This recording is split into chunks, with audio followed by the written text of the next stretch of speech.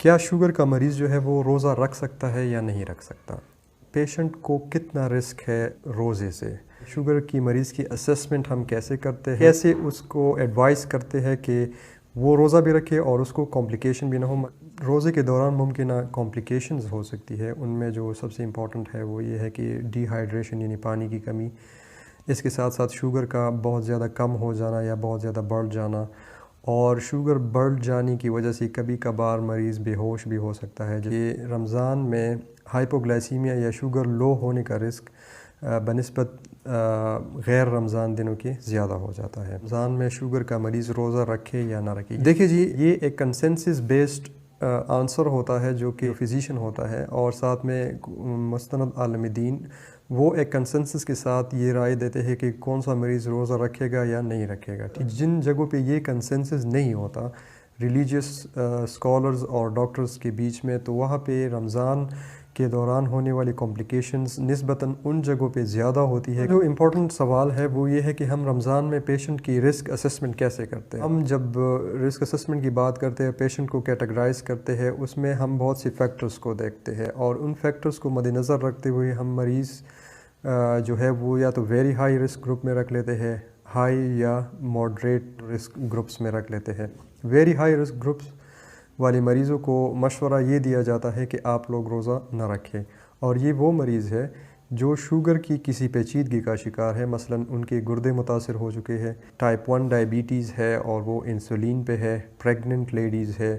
تو یہ سارے وہ very high risk group patients ہے جو اگر رمضان کے دوران روزہ نہ رکھے تو مناسب رہے گا۔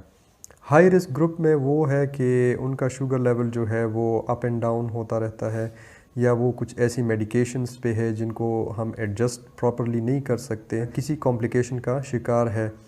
اور لو رسک پیشنٹ جو ہے جو کہ اسٹیبل لیول آف میڈیکیشنز پہ ہے، ان کا شوگر لیول جو ہے وہ اسٹیبل لیول پہ رہتا ہے، وہ ہائپوگلائسیمیا میں نہیں جاتے، یا ان کا شوگر انڈیولی بہت زیادہ شوٹ نہیں کرتا،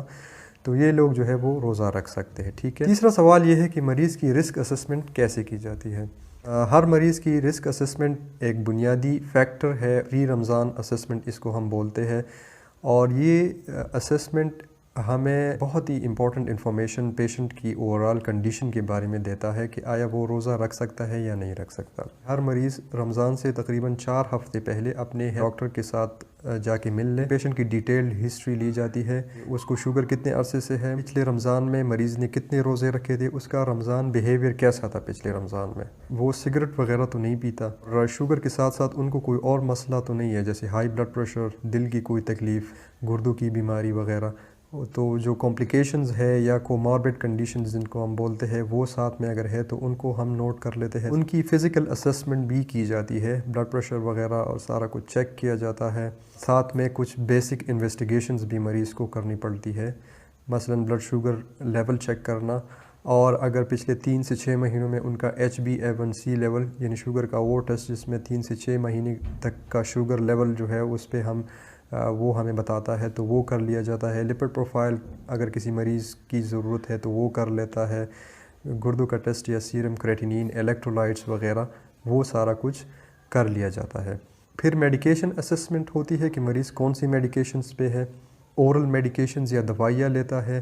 یا وہ انسولین پہ ہے، یا دونوں لے رہا ہے، اور اگر اورل میڈیکیشنز ہے تو اس میں خاص کر سلفونائل یوریا میڈیکیشن کے ساتھ شوگر لو ہونے کا چانس ہوتا ہے، SGLT2 انہیبیٹرز میڈیکیشنز کے ساتھ ڈی ہائیڈریشن کے چانسز زیادہ ہوتے ہیں۔ تو یہ سارا کچھ ہسٹری میں، اسسمنٹ میں،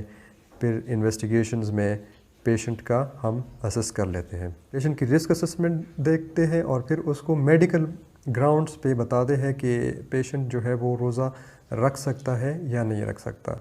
اس کے ساتھ ساتھ ہم ان کو کچھ جنرل انسٹرکشنز بھی دے دیتے ہیں، ان کی ڈائٹ کے بارے میں، ان کی فزیکل ایکٹیویٹی، ورزش وغیرہ کے بارے میں، ادویات کے بارے میں کوئی ایڈجسٹمنٹ کرنی ہے تو وہ ہم کر لیتے ہیں ان کی، اگر ڈوز کو سکپ کرنا ہے یا کم کرنا ہے، میڈیکیشن کلاس کو سوئچ کرنا ہے، کوئی دوائی بند کر کے ایک اور میڈیسن سٹارٹ کرنی ہے، تو یہ سارا کچھ ہم ان کے لیے کر لیتے ہیں۔ ہیلدی لائف سٹائل کا ایمفیسائز ہم ان کو کرتے ہیں کہ یہ ساتھ میں کریں۔ یہ ساری پری رمضان رسک اسسمنٹ، اور اس کے بعد جب مریض کو روزہ رکھنے کا اس کو ہم الاؤ کر لیتے ہیں، تو ان ساری باتوں کا بنیادی مقصد یہ ہے کہ مریض روزہ بھی رکھے اور اس کو کوئی کمپلیکیشن بھی نہ ہو۔ وہ باتیں ہم نے ابھی ایک دفعہ کی تو پھر میں آپ کے ساتھ ریوائز کر لیتا ہوں۔ ڈیپینڈ کرتا ہے ڈائبٹیز کے ٹائپ پہ، میڈیکیشن پہ، کمپلیکیشنز پہ، پریویس رمضان ایکسپیرینس پہ۔